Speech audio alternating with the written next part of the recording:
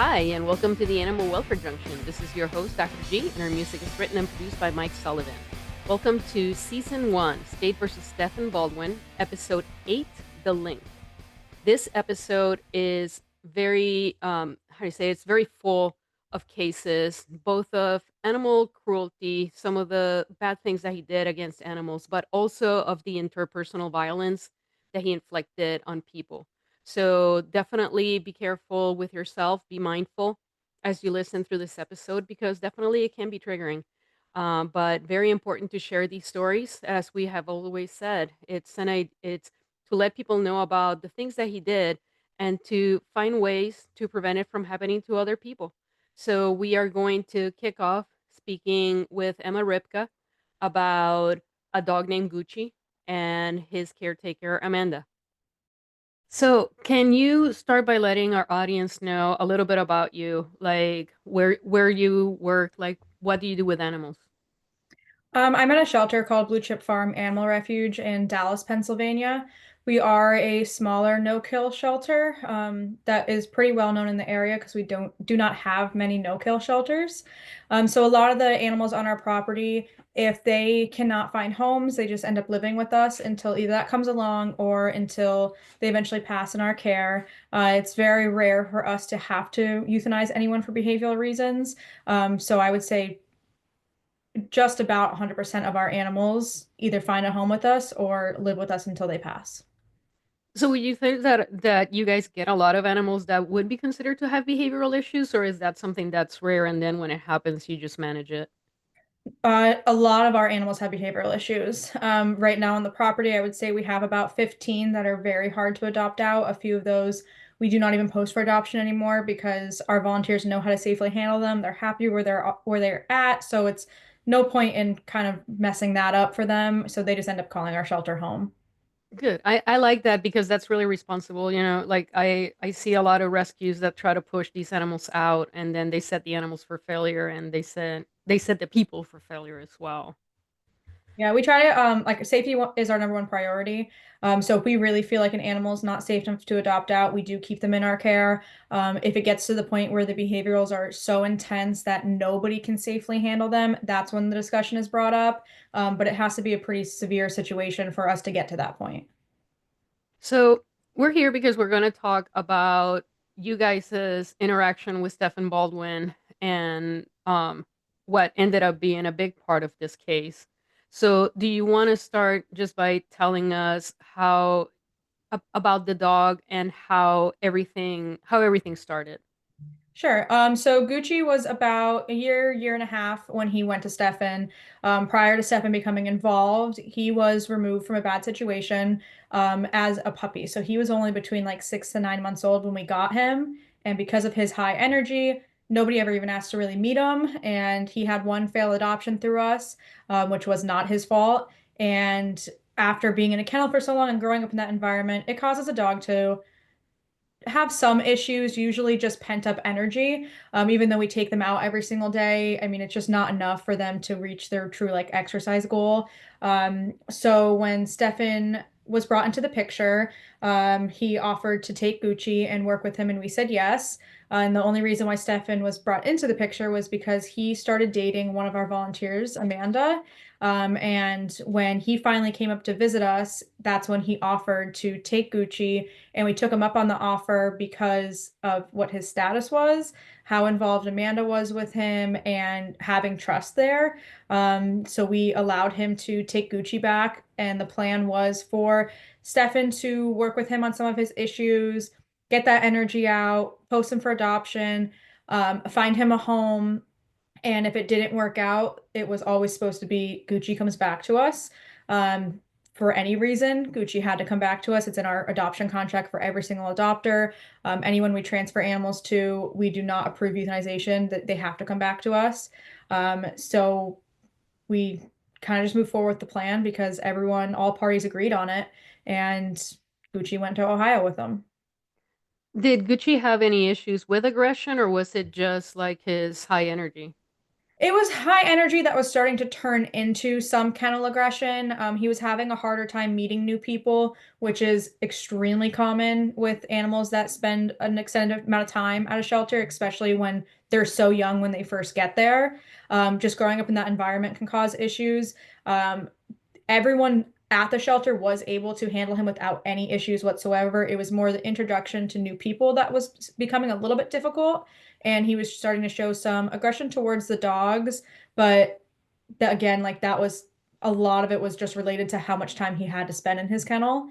But severe issues, he didn't have any like that. It was just we knew how to handle it, and he just needed a little bit more than we could provide and more time outside of a kennel setting. And did he charge you anything for this service? I do know that she gave him, I believe it was $1,000 when he took Gucci on, to which I guess is a charge, for his food, any vet work that was needed out there. The only difference with Gucci was that he did not ask for more money from us the longer he had Gucci, like he did with other people. How long total did he end up having Gucci? He got Gucci, it was April of 2016, and Gucci was euthanized October of 2016. So you mentioned that he was dating Amanda. So Amanda ended up moving to Ohio with him. Is that right? Yes, she decided to move out with him. They were dating for a few weeks or months before this decision was made. The plan was for Gucci to go out with him in April and Amanda to fully move out there in May. And part of the reason why she made the decision so quickly was because Stefan informed her that he was shooting a pilot for a show on, I don't know if it was Animal Planet or whatever, but kind of compared it to Pitbull and Parolees, and needed help getting his property ready before the crew got there and everything. So Amanda kind of sped up her process and moved out there with him to help his property get to this point. Um, but that was all a lie. There was no show. There was no crew coming. It was just a complete lie to her. So what was her communications with you guys as far as like when she went there and she saw that things were not it? So she stayed in contact with us most of the time that she was out there. I think communication kind of slowed down a little bit when she got back into, I don't know if it was alcohol or drugs or whatever it was while she was with him. Um, But her communication at the start was great. It was phenomenal out there. She loved it. Stefan hid the truth for a while from her. So she didn't know it was a lie until she was already there for a little bit. Um, that's when things started taking a turn, and she did tell us that he was being abusive towards her. And the one story that always sticks out was she was cleaning like the gutters or something on top of the like on the roof, and she was on a tall ladder, and he got mad at her for no reason and kicked the ladder out from under her. That was the first time she opened up about what was happening. She didn't go into much more detail on the full extent of abuse. She didn't want to talk about it when she came back. She didn't want to share what happened. She just said Gucci's safe and eventually came back home. I mean, she went out there in May and she was back by August. So really, she only spent the summer with them. Uh, but when she came back, she didn't really want to talk about anything, which I wish that she would open up a little bit more about it. I think if she was still here today and saw this happening, she would absolutely open up about it more. Um, but at the time, she definitely didn't want to talk about it. But when she came back home, she was no longer sober. She was sober for 7 years when she went out to Ohio, came back, really could not care for herself, could not care for her animals, made the decision to leave one of her dogs with Stefan because he was a behavioral West Highland Terrier and was doing much better, she said, having more space to himself with Stefan. So they made the agreement for Mozart to stay out there. No idea whatever happened to Mozart. But when she came back, it was rough. She had a very hard final year, 2 years of her life. Wasn't able to care for her animals anymore, couldn't hold a job or anything like that because of her addiction being back in full force. And I actually ended up right when she moved back with Stefan, she gave me one of her dogs that she could not bring to where she was living. So I ended up having Brody, who just recently passed away from the time she got back until last year. It's really sad, and I spoke with another person that he was dating, and it sounds like a pattern, right? Like he takes people who are vulnerable and then isolates them, takes them away from their friends and family, does all these lies, takes away their financial strength and everything else, and then just starts playing game with them and causing problems like alcoholism and drug addiction. So, it just breaks people down and then becomes abusive. I mean, a very clear pattern of domestic violence. And then on the side, the animal abuse. Yeah, and I know Amanda did have a job while she was out there. She was a very good tattoo artist. She did get a temporary job out there in Ohio. Um, she only left it because she had to leave the situation she was in.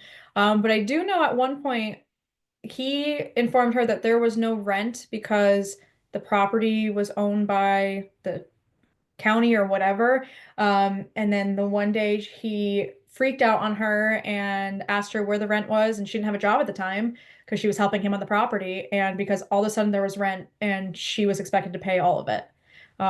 So it was a very bizarre situation. Like it was just all lies.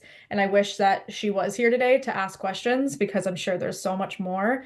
But what we do know, I mean, obviously just wasn't good at all. And I just wish that I don't know if she didn't see the full extent of what he was doing to the animals because she was a very, very big animal advocate. So I would imagine if she saw some extreme things, she would have said something unless something was said to her to prevent her from doing that. But I mean, I wish we could ask her more questions, but I really do believe that if she saw something really bad, she would have spoken up unless she feared for something to happen to her in return because she was just her whole life revolved around animals. Yeah, it's really sad the path that he took her from, and even though he didn't do anything directly to end her life, I think that, I mean, you can speak to it. Do you think that he was responsible for what happened? I do. I think everyone involved in her life believes that if she never met him, she would still be here. She was doing so well. She had a great job. She had all her animals, great relationships with her friends and family. She was really doing well for herself until this all happened. So I personally strongly believe and put him at fault for what ultimately happened to her. So tell me about Gucci. What ended up happening? What was Gucci's story?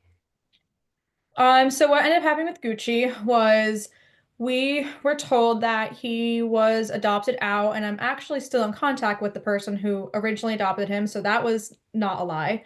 Um, he very, very quickly placed Gucci into a new home that had other animals, which one of his issues was not being good with other animals, which wouldn't have been as big of an issue because he did show us proof that Gucci was playing with the other dogs his size at home or at Steffen's home.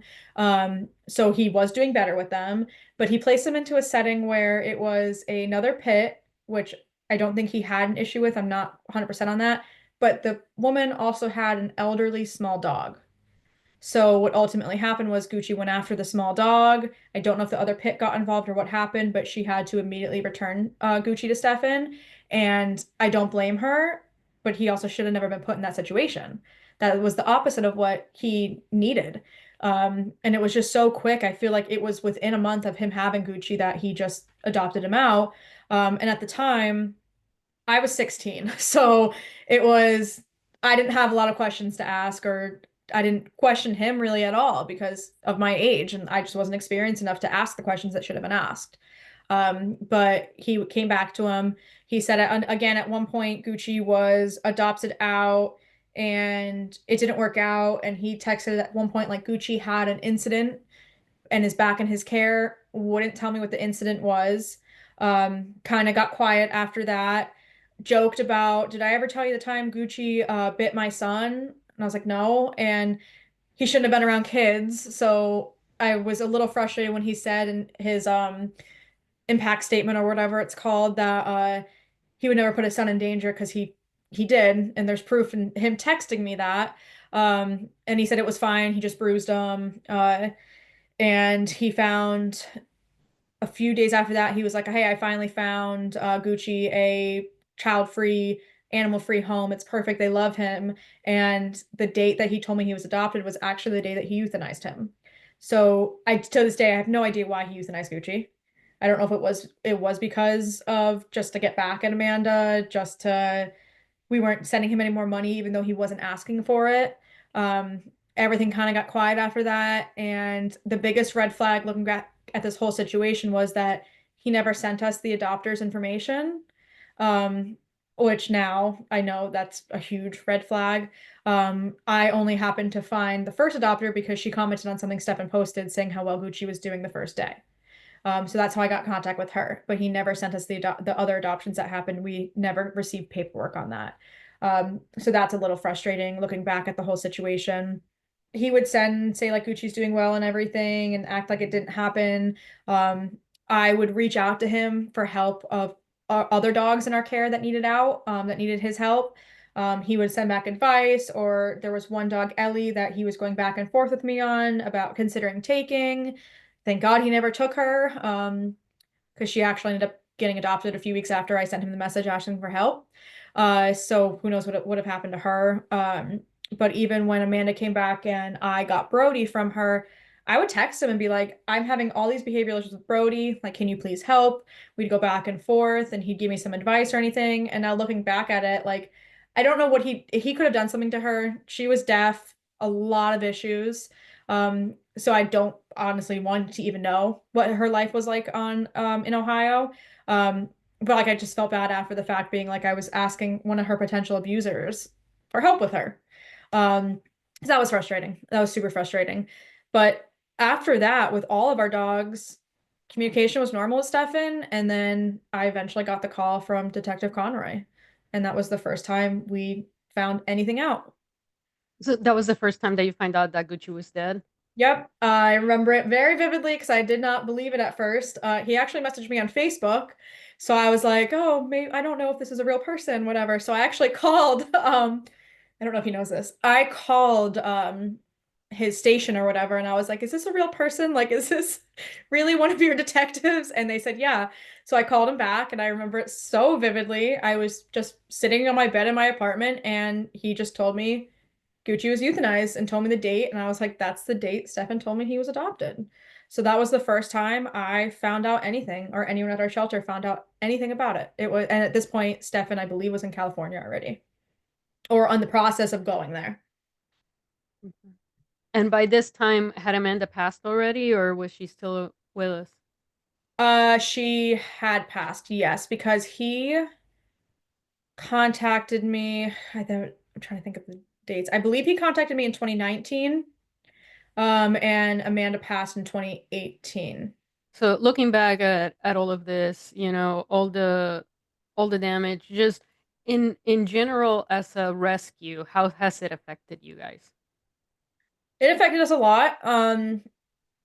Unfortunately, or fortunately, I guess, by the time this all came to light, a lot of the volunteers that were there with Gucci had since moved on from the shelter, so it was all fresh people.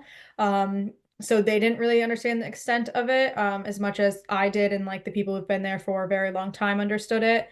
Um, we really lost trust in trainers, which is not a great thing when you're dealing with a no-kill shelter that has behavioral case dogs. Very hesitant to bring anyone involved, and if they were involved, they were never left alone with one of our animals. A volunteer was always with them. We didn't have many come back, just because we just weren't comfortable with it. Even if the trainer was amazing, it just really affected that whole relationship that we had with really anybody outside of the shelter. Uh, Board and train was an absolute no for us.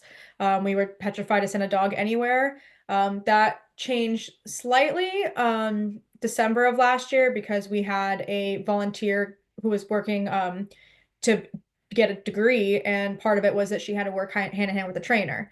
And the board and train is only an hour away from us. She would be there every week checking in on the dog, handling the dog. So we said yes to that. And so far, that experience has been completely different than this. Absolutely phenomenal. But it took until this point to trust them. And I honestly don't know if we would trust anybody else, just because we have a direct in with this trainer, who's there to see everything, which comforted us a lot. But we still went back and forth on it because I mean, Stefan just ruined our view on trainers in general, which sucks because you want to work with trainers. And where we are located, there's not many, and we're kind of in the middle of nowhere. So there's not many trainers. There are no behavioralists at all. We'd have to drive at least 2.5 hours to get to one. So taking the opportunities of trainers locally, we should want to do, but we're still hesitant because it just left a bad feeling, and it probably will for a long time. He took away people's ability to trust and people's hope because there are so many people that were hopeful that their dog could be treated, and then all of a sudden they couldn't, because he wasn't a good trainer. He wasn't a trainer, period. Like, he was afraid of dogs, realistically. Yeah, So it's, he for such a pit bull advocate, he was pit bull's worst enemy. he really was. And it's so frustrating that he did all this. And I really hope that it doesn't disappear. I really hope that is continued to be like spoken about, and even having some sort of law come out of it to protect animals that go to these types of places. Um, I mean, I just hope that when he is eventually out, it doesn't happen again. But I hope before he gets out, there's more actions taken to prevent it from ever happening again, and that no one stays quiet about him because his name should stay alive and he needs to be talked about. And I just hope that it doesn't disappear, that everyone needs to be aware and know the red flags of a board and train that you want to work with, ask questions. Now that we have talked about Gucci's story, let's bring back Jenny Falvey and discuss what happened with Gucci's story. My name is Jenny Falvey. I am a certified behavior consultant through the CCPDT, certified professional dog trainer through CCPDT, Victoria Stillwell trainer, and Fear Free certified trainer. And I've been doing this about 37 years. And I initially started by mentoring under people and worked my way up to learn as much as I could, and then sit for the exam for both of the certifications. I'm also the owner of Dog Smarts Unleashed, and we're a positive reinforcement facility with 4 locations. I'm also the president of Animal Charity of Ohio, which is the humane agency for Mahoning County. With Gucci, in my opinion, this was one of the most irresponsible ones Yeah. because, I mean, every animal that he became in contact with, it was irresponsible the way that he handled it. But Mhm. Gucci was a dog that actually had known aggression issues, known Yeah. aggression with animals, no aggression with women that dog did not know. Hmm. And it's this was totally setting this dog up, first, unrealistic expectations to the group that had Gucci, who thought, oh, maybe there is a chance, because they were ready to have Gucci be a sanctuary dog Right. and Right. spend the rest just at the sanctuary. But yet he gives this unrealistic expectation that I can make this dog adoptable and then take, and not do anything. Right. Yeah. Oh, yeah. I mean, yeah, clearly this was one that stood out more so than a lot of the other ones because it was so blatantly irresponsible. So here's a dog, as you mentioned, has all these aggression issues, in particular to women and other animals.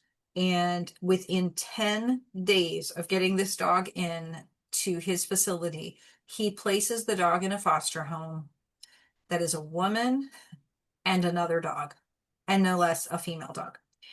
Um, and he, Gucci immediately attacks the other dog. So now the dog gets returned. So just absolutely sets this dog up for failure. He also, multiple messages to the rescue, basically saying she's cured in this 2-month period, like everything's great, she's wonderful. Um, but obviously was not. And there's no way you could have safely addressed this, in my opinion, in that amount of time. In particular, having a second incident another incident that occurs, and then you're trying to rebound from that. So that one was shocking to me in terms of how quick he placed that dog. There was likely nothing done to ensure that this dog could enter that home safely. No, couldn't find anything to show he had done any work. And even if he had, 10 days is not long enough to even consider placing a dog with those issues, especially because they're thinking of keeping the dog as a sanctuary dog. So they knew the dog wasn't easily placeable, if at all.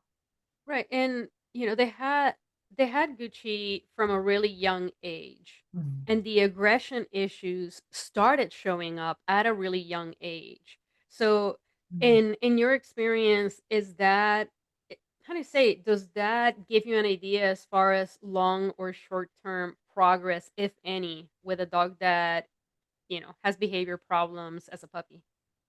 Right. I mean, to me, when you're seeing those behavior problems, it's sort of a toss of a coin because I think sometimes when you see these dogs that have issues when they're young, you may be able to get ahead of that, work with them to know they could be managed, not necessarily these behaviors, quote unquote, fixed. But the other side of that is, why is the dog showing that behavior at such a young age? And is this just going to escalate to a point where it's no longer, feasible for the dog to live in a home with humans? So I've seen dogs that have shown behavior issues at a young age that have been worked with extensively and have made progress and been able to live out a successful life with management. But I have also seen puppies that have shown these issues at a young age and worsened very quickly. And in the instances in which I said it was successful, these were owned dogs. They were in a family home in which people were there to work with the dog and manage. I think in a shelter setting, it is so hard because you can't, it's very hard to find a shelter with the resources to be able to train these dogs and work with them outside of the shelter. And, it's just not, it's not, most shelters are not fortunate enough to have that type of revenue and resources. And so I think looking at these young dogs in a shelter setting, if they're staying there, I would think it's likely going to worsen. I don't see that improving, unfortunately. Right. And I think that that's what was really sad about Gucci is the fact that personally I think Gucci's brain was broken, you Hmm. know. And I don't know that Gucci's brain could be unbroken, Right. but the situation was arranged to to allow the dog to be a dog, right? Mhm. And to, more importantly, safely for the dog and safely for the people around the dog. Yeah. Not in a situation where, yeah, we're going to be keeping this dog locked up in a sanctuary, all the time with Yeah. no exposure to anybody. And then if somebody has to deal with the dog, there's a bite risk or whatever. Like everything, Hmm. I think, and I don't say this very often about sanctuaries because I have very, very strong opinions about some sanctuaries, but I Hmm. think that they actually had the right idea and they Yeah. had Yeah. the right execution of it. And in the end, it was their heart in hoping that they Yeah. could find a home. Right. And I agree. I think they recognized that this wasn't going to be a safe placement. And what, aggravated me so much about this is you took this dog that grew up in the shelter system and in 10 days you put him in a home. He's never lived it, he's not been in a home. He doesn't know the nuances of living in a home, let alone a new woman and a dog. I mean, just that was one of the most irresponsible and amateur things I saw in these cases. Yeah. I mean, you just, and to your point about sanctuaries, I think I probably share some of the same thoughts about that, but I think in their organization, they really wanted to they had hope that this was going to be different, and I'm sure he mm, told them that, and I'm sure that I mean, even in his messages to them, how, she was so great and everything was so wonderful. And so, of course, you build on that and think, oh my gosh, all they wanted was for Gucci Mhm. to be okay and have a home. I mean, ultimately, that's what it comes down to. Yeah. And then what we see with a lot of these dogs was the lying about everything's going great, everything's going Mhm. fine, and Gucci found a home and Gucci was dead. Yes. I mean, there was so much deceit and this was pervasive. It was that, or I'll just ignore completely. I just won't respond to people, as you saw in many of the cases when they were checking in, they just wouldn't respond. So, to me, there was, you never had any intention of helping these dogs. You had intention of securing the funding for what you were doing, building your name at the cost of these dogs' lives. Yeah. And these are just the ones we know about. The following interview includes descriptions of domestic violence. If you or someone you know is in danger, contact the National Domestic Abuse Hotline at 1-800-799-7233. All right, we have here Meg Zell, and she is going to discuss with us her part and as far as like everything that happened. So thank you so much for being here. Yeah, thank you. So can you let's start, I guess, at the beginning, like when your relationship started. Yeah. For context, I was in a relationship that wasn't like super healthy. Right before I met Stefan, I was a hairstylist, and had been in like, yeah, an unhealthy relationship. And I had just adopted my first dog that summer, Willie, from Franklin County Dog Shelter. And within like a month or 2 months from adopting Willie, I had I saw another dog for adoption that looked like maybe a long lost dog sibling of Willie's. Her name was Maya. And so I went to go view her at Franklin County Dog Shelter, and she was super sick. Ended up passing on adopting her. Um, and after like a few weeks, she was like adopted out, returned, adopted out, returned. And then I don't know if you remember this case, but she ended up having distemper. And then Franklin County Dog Shelter used that to euthanize like over 100 dogs. That like devastated me. I felt like guilt. Like if I would have adopted her, maybe, they wouldn't have used that to euthanize so many dogs. I had no experience in animal rescue or anything. So that was like the first time I realized that dogs were being euthanized at shelters. So it threw me for a loop. I kind of started having some issues with hairstyling and kind of like dipping into like my first ever depressive episode. So I took a pause from work, and during that time, I was like starting to get involved in animal rescue. So that was like around September of 2016. Um, and so uh, I had gone to a rally downtown Columbus. Um, and Stefan was there.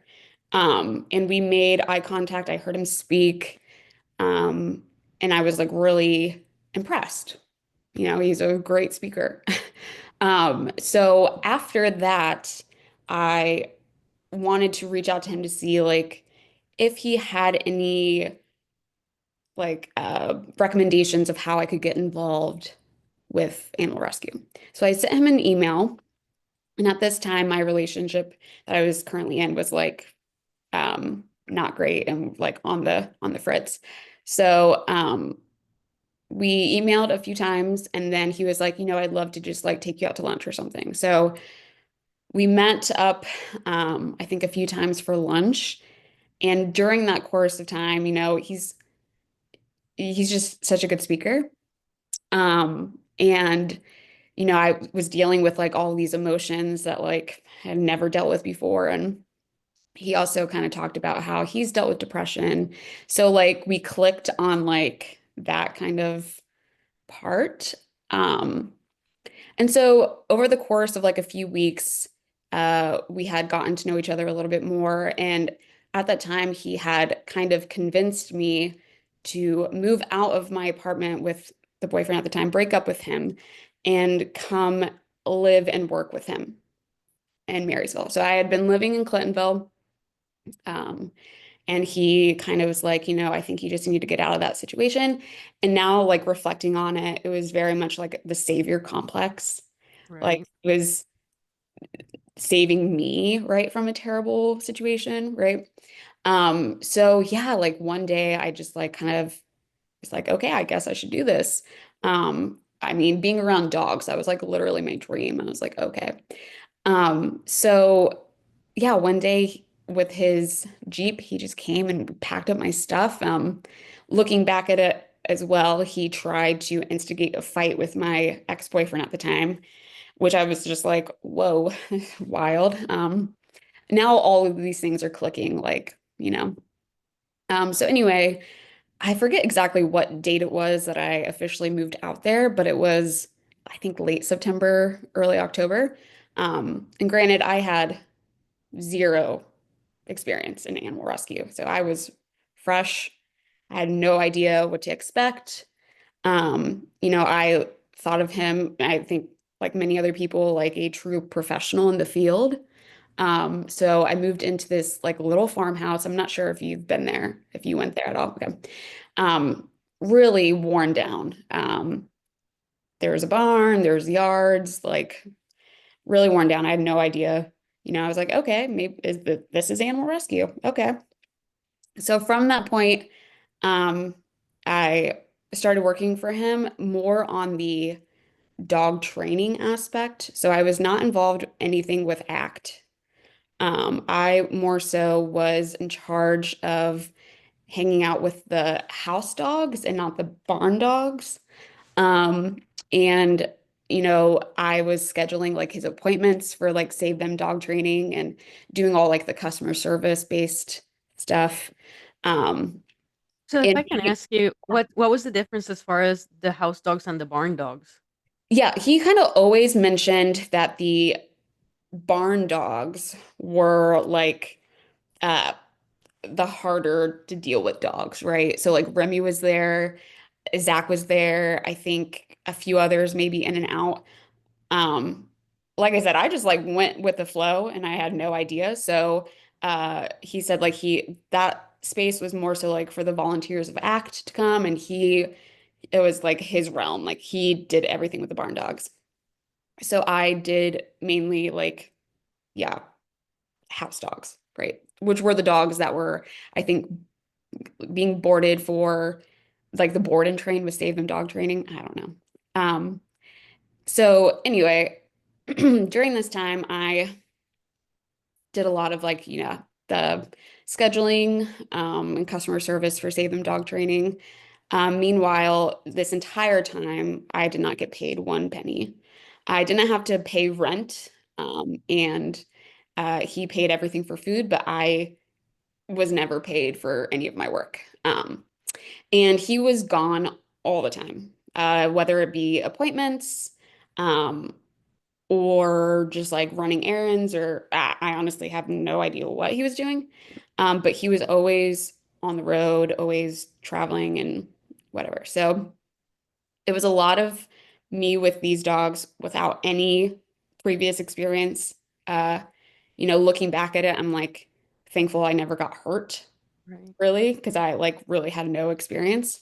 But I think there was like some taking advantage of just like my like love for dogs. And like this place was so run down. It was disgusting. I tried really hard to like clean all the time and there were like mice and yeah, it was just very run down and not good standards. And so yeah, I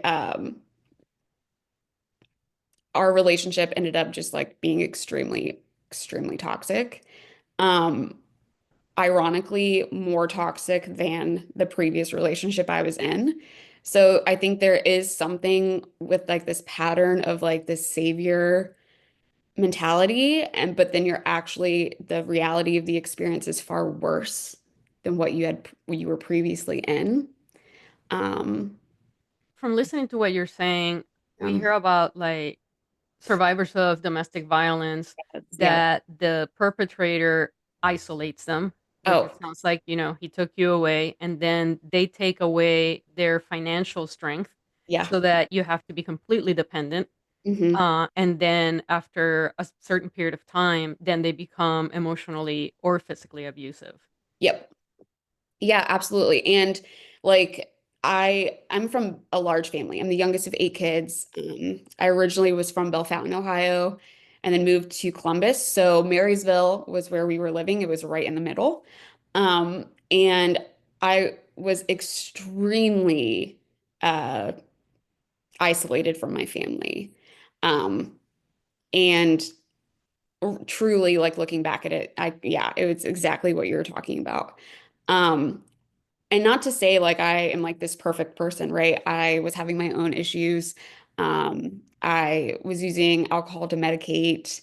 And I've been in therapy for like 8 years, trying to like resolve a lot of stuff. And I didn't really understand how intense that situation was until he got sentenced. And then there was a huge weight that was just like lifted off. Um, so yeah, I never, looking back at it, really considered myself to be a victim of domestic violence, but looking at it, absolutely. I mean, and it was less physical. There were some weird physical things, but it was more like, yeah, that emotional, um, like gaslighting, manipulation, the amount of times like he would just scream and yell, and start fights for like no reason. Yeah, it was pretty intense. And I think I mentioned this to James Renner, but like one of the situations that stands out to me the most of like a good example of kind of what happened. Stefan and I had been driving to a client's house a few hours away, and he got really frustrated at me for like a scheduling conflict that happened. And it ended up being like a really intense fight in the car. And at one point in the fight, he told me to, I was in the passenger seat. He told me to open the door so he could push me out into traffic. Wow. Yeah, he also abandoned me in a parking lot on Thanksgiving, um, because we got in an argument and he had his son with him, and so he abandoned me and I had to have my sister come pick me up. Um, So he's doing these things to you in front of his child. yes, yeah, yeah. And he used his previous girlfriend Shelby as um a person that he like always pinned me to. Like his expectations of me were directly related to what his feelings towards Shelby in some way. Um, so yeah, all in all, it was just a very unhealthy aspect. When it came to Remy specifically, if you want to go down that, I he kept everything very private. I never saw personal text messages, never saw personal emails or anything like that. And I think we all can tell how he just is a pathological liar at this point. So if I can remember correctly, because that was so long ago, it was December 28th, so just after Christmas, and his son was here, so I also had to take care of his son when he was around as well. And we had just gotten home from an event. And yeah, it was like late at night, and I believe, or even the next day, I'm unsure which it was, but he basically came in from the barn and said, "Oh my gosh, Remy attacked a dog and attacked Zach and all this stuff." And I just was like, okay, I didn't know anything. So I took his word for, like, okay, Remy must have been a really aggressive dog. I had only been around Remy maybe like twice. I took a picture of him, and I think I was around like him one other time. So Um, Remy was always outside in the barn from the yes. get-go. Yep. Yeah. Always. Um, and now, like, of course, I have so much like shame and guilt and, all that stuff for like not knowing any better. Right? Like, goodness. Um, but yeah, so he told me the same story that he told everybody else. I had no idea who, um, any of the previous rescues were of any of the dogs that he had. I had no contact with them, so I had no way of communicating about like what happened. So I had no idea he was lying to people. I had no idea like he didn't tell the rescues of the fight that happened, like or whatever happened. Um, so it kind of just went on like no big deal. That's kind of like how he had it. He was like, "Oh yeah, like Remy was dangerous, so like we need to put him down." And I was like, And "Okay." so did he kill Zach? Or what's the other? Did you ever So see the dog? no, no, no, no, no. And I remember he specifically told me to not go to the barn.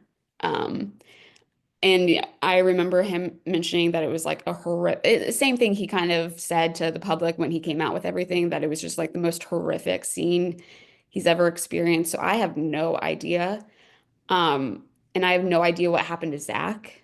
Uh, yeah, the only thing I can think of, I've been like really trying to rack my brain around is he um he collected like a lot of stuff. Like it was like the outside property of the house had a lot of like garbage and all this stuff. And we took things to the dump because I was like trying to clean it and I was like, well, this is disgusting. And so he went to the dump pretty often. So I've been like trying to like look back and think if they haven't found Zach's body, like I think he might have been dumped, and like this is totally suspicion. I don't know the answer. But he did frequent the dump often. Um, so yeah, he told me the same thing he told everybody else. So, I think I was the only person that he didn't tell exactly the same story because okay. when he brought Remy in, he said that Remy had killed Zach and that Remy was a dangerous dog, so he had to be euthanized. But he just said like, yeah, Zach's a little asshole and he was loose and he was like taunting Remy from outside of the cage, and Remy was able to break through the cage and just grabbed him and killed him. So no blood, no bloodbath, no Right. disaster, no nothing. Just the Wow. dog got loose and killed the other dog, and then that was it. Wow. And because he's a dangerous dog, he has to be euthanized, and I believe him because he was a humane officer, and Right. like I don't have any reason to doubt Right. it, right? Yeah. So, but yeah, it was really interesting to me when I started hearing about this whole it was a bloodbath, there was all these injuries, and then him saying that Remy was like so injured that that was also part of the reason why he had to be euthanized. Wherein the dog had no injuries, no blood on him, no nothing. He had like a little scratch on his nose. So, Wow. Yeah. And I feel like that scratch could have come from anywhere, you know. yeah, And if he was outside all the time in the barn, I mean, just trying to dig underneath the cages, just yes. trying to anything. So, I Yeah. mean, it wasn't anything that I was suspicious that was from a bite or anything Right. like that. Uh, Right.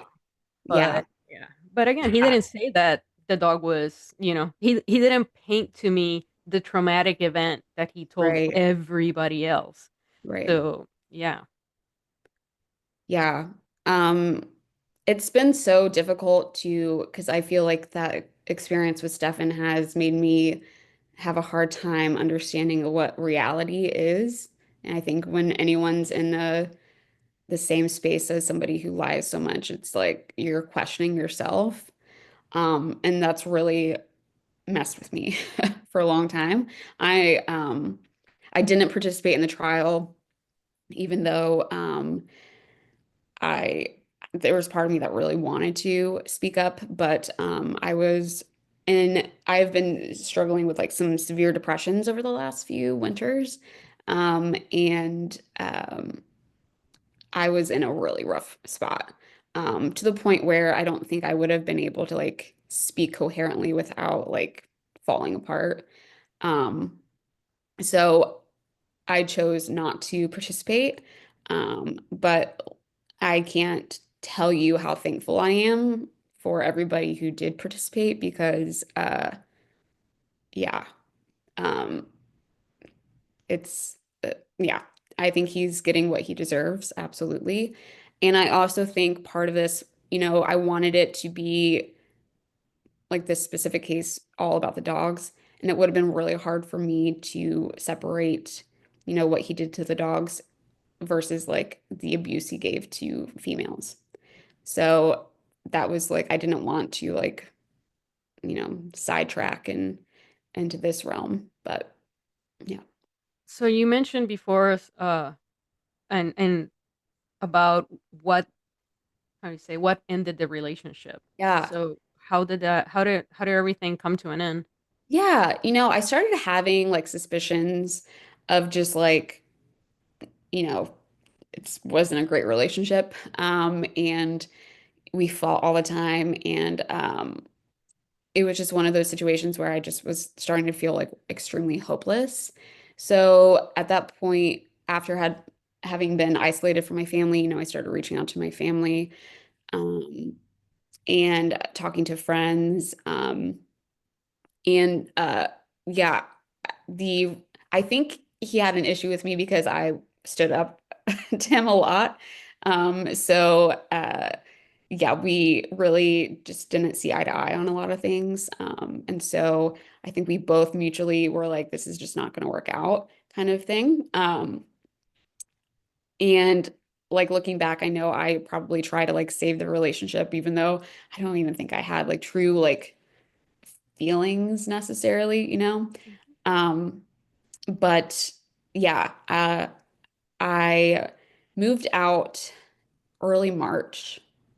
Um, and I remember my mom and my sister came and got me, and um, talking to my sister, she mentioned like the second all of my stuff and got into her car, she like gagged at the smell. And it was just like a very just unclean kind of gross situation. But I moved out. And also, I wanted to bring this up because this kind of shows how he was with like money in general. I think like I mentioned, I had never been paid by him. But I was previously a hairstylist, so I got a tax return, and he convinced me to put my tax return in his bank account. Hmm. And at the end of our relationship, I was asking for that money back. That was literally all the money I had was the tax return. And he got really intense when I asked for that money back. So much so that I had to like threaten like a lawyer to get it back. So finally, he met me at like a coffee shop and gave me the money back. But that just kind of showcases how he was with money. And he kind of made it seem like, gosh, if somebody just could like invest in me and like give me money and all this stuff, then like, you know, he was always searching for that, if that makes sense. But I had been on a phone call with my friend who had lived in Seattle and mentioned to her like kind of where I was at, and she was like, "Do you just need to get away?" And I was like, "Yes, I would like to get away, please." So at that time, I decided that I was just going to move to Seattle and kind of start fresh. One of the best decisions I've made, I will say.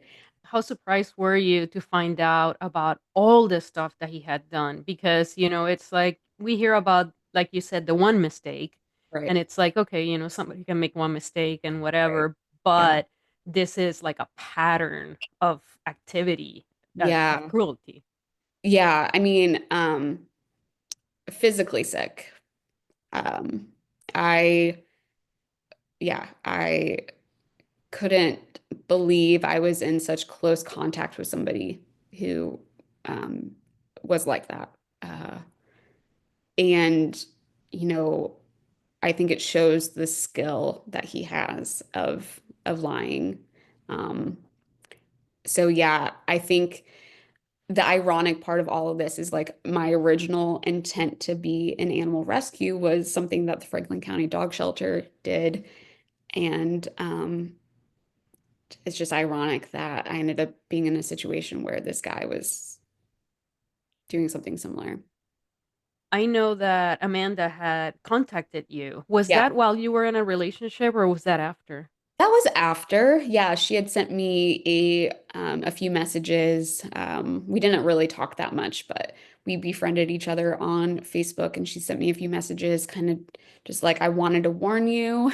Um, and asking if he kind of turned psycho like he did with her. And so we were able to exchange, and yeah, it broke my heart to hear of her passing. And it also breaks my heart with Shelby. I never knew her personally, obviously, so I don't want to speak too much on that. But the way in which he used her to compare like our relationship, she seemed like a really special human. And just, having experienced what I experienced in 6 months, I really, really feel for any woman who was around him for longer. So yeah, I can only imagine the trauma and abuse that these women had. And so when all of this came to light, and then all of these new suspicions with, the Mara Murray and all this stuff, I felt just like this need to like speak up to let people know that, he was doing these horrible things to dogs, obviously, like wild, but he was also abusing women. Yeah, and there is a link between animal cruelty and interpersonal violence, and Absolutely. people will use animals within domestic violence situations. Yeah, Uh, so, it he fits a profile. right.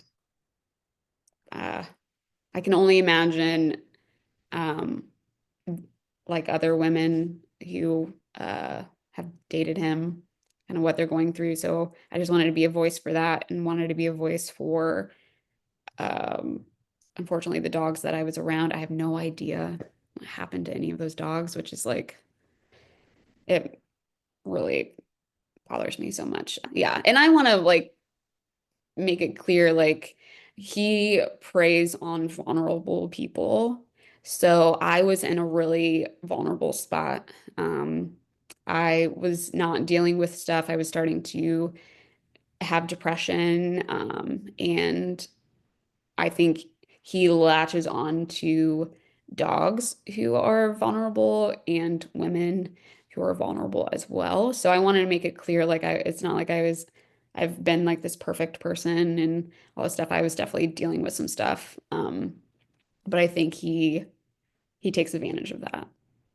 Yeah, I think that some people wonder about not just you, but other victims that did Yeah. not come in to speak. Yeah. And in my experience, just from what I see, is that there is that concern of I'm gonna come in, I'm gonna speak, I'm gonna be vulnerable, and nothing's gonna happen. And then people are going to look at me differently, Right. and I'm going to be this victim or whatever, and Right. then he's just gonna go free. Right. And once he is sentenced, though, and you know that he's being held responsible for his actions and he's put away so he cannot hurt anybody else, it Yeah. does bring some degree of freedom. Absolutely. And validation. Because I think he was so good at manipulation, where he made, I'm pretty sure any woman who's been around him can attest to this. Like, he made us believe that we were the issue. So, like I said, it's really bent my understanding of reality. And and again, not to say I've never had an issue. Of course, like, no one's perfect. But when it came to that specific relationship, I mean, yeah, he's a very skilled con artist. So absolutely, this gave lots of validation um and support. I like reconnected with a lot of people um because I think once his trial was happening, I just wanted to run so far away. I just like it brought up so many feelings of like abuse. And I was just like, I wish I like looking back, I wish I would have been able to participate, but I just don't think that was my time. I think this is now my time to speak up. So thank you so much for having me. Yeah, no, thank you for sharing. It's when I gave my victim statement, it was I didn't realize how hard it was, right? Yeah. Because I'm always very objective and I work with animal cruelty and neglect. So the whole time I'm just focused on that.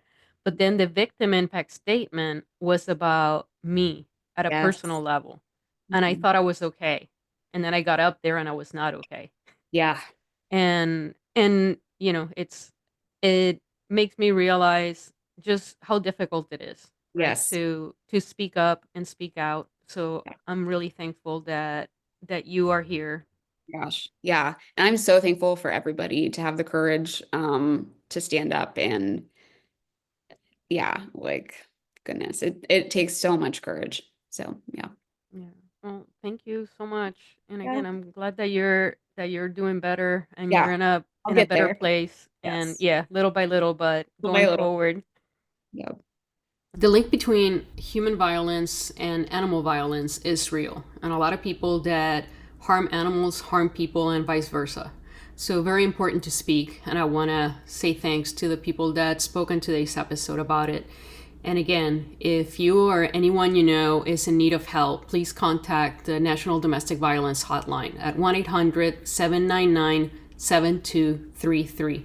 Thank you for listening and thank you for caring.